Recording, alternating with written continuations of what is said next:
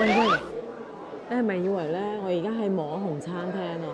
睇下呢個新口，哇，好靚係咪？呢度係水匯啊！Hello， 朋友們，你冇聽錯啊，唔係網紅餐廳，係呢個足療按摩店啊！真係唔係講笑，而家啲按摩店咧真係好捨得抌錢喺呢啲裝修度喎。當然啦，佢哋除咗話裝修好豪華之外咧，技師都係非常之一流㗎。重點係咩？佢哋而家新店開張搞緊優惠活動啊！評論區留言俾個 like 轉發，就喺呢個我哋啲品棍手裏啦。真係好抵啊！而且羅湖口岸過嚟咧，只需要100米就到喎。如果你係同我一樣咧，都中意按摩嘅話咧，睇埋呢條片啦，你就知有幾值得嚟啦。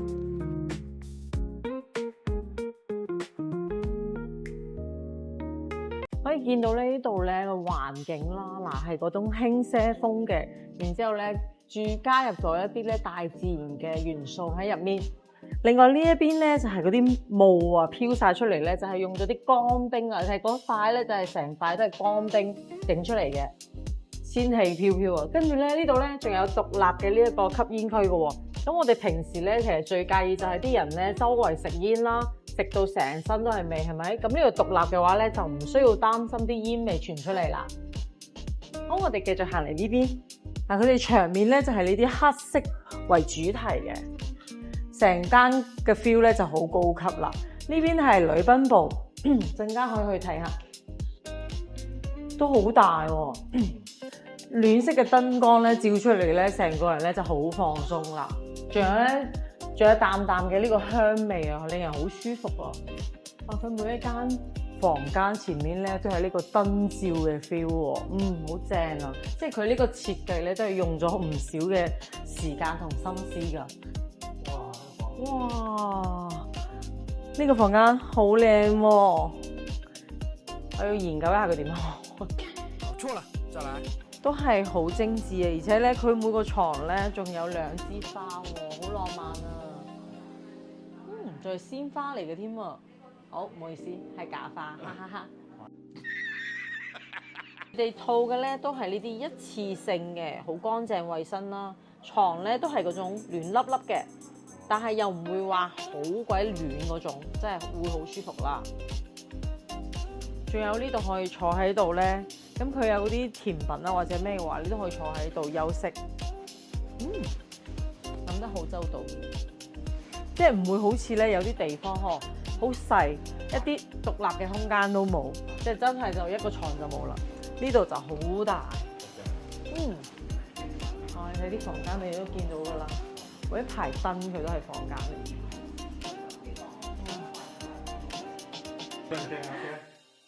第一次嚟都好靚嘅，個裝修好靚。你哋點會知道呢度嘅？我朋友介紹過嚟咯。佢喺紅嶺嗰度有店啊，而家都要開呢個新嘅。原來係咁。係咯，不過新嘅裝修好靚。係啊。好嘅。好啦。應該會非常之唔錯。哇！好啦。兜咗成個圈，我哋都未兜完喎，仲未兜完㗎。呢邊就係足療房啦，佢呢度都好多綠植嘅喎，係咯，唔錯啊。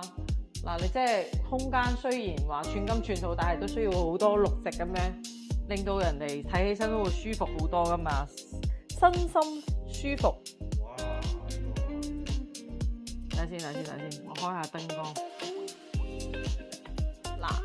呢個就係佢哋足療房啦，果然冇令我失望喎。你睇佢足療房好大啊，後面仲可以有呢個 mon 啊，睇電影啊嘛。嗱，佢呢個 mon 真係夠晒大啊，4個人一家大細，齊整整。最緊要佢新啊，你睇到啦，佢啲儀器全部都係新㗎，睇得出嘛？正，全部都套咗呢啲一次性嘅，我覺得好衞生啊。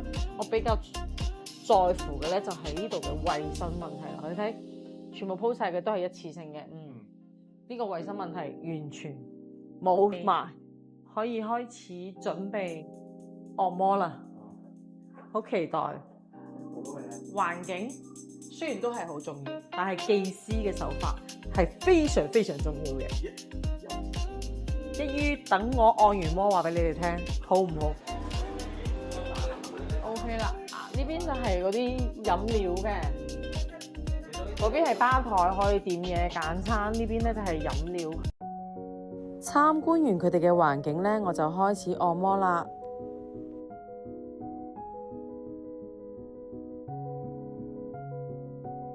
按摩店咧，除咗話啦，技師要好啦，環境要好啦，服務要好啦，咁佢最重要嘅咧，肯定係佢嘅價錢啦。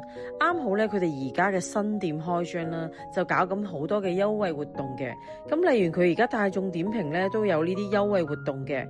嗱，我見到佢哋咧呢一個按摩60分鐘，仲有送呢個簡餐，好抵啊！咁如果咧你哋有興趣嘅話咧，可以直接上呢個大眾點評度團購嘅。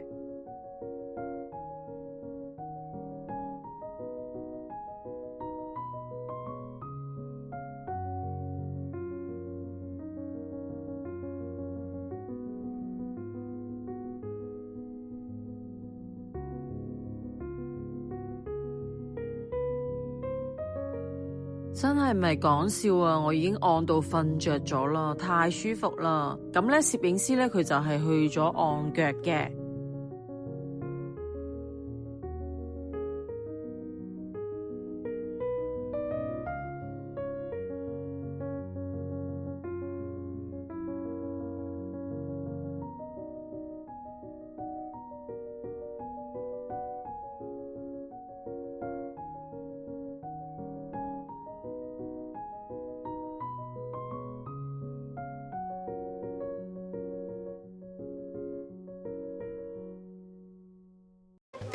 呢度咧真係唔單止環境好啊，技師咧仲係好一流啊！咁佢呢度咧仲有包呢啲簡餐嘅喎，可以睇下雲吞啦，仲有呢個特色湯咧，佢就係6點到8點嘅，一人可以有一盅呢個湯，花旗參啦，仲有呢個咩墨魚蓮藕湯啦，喂，好唔錯喎！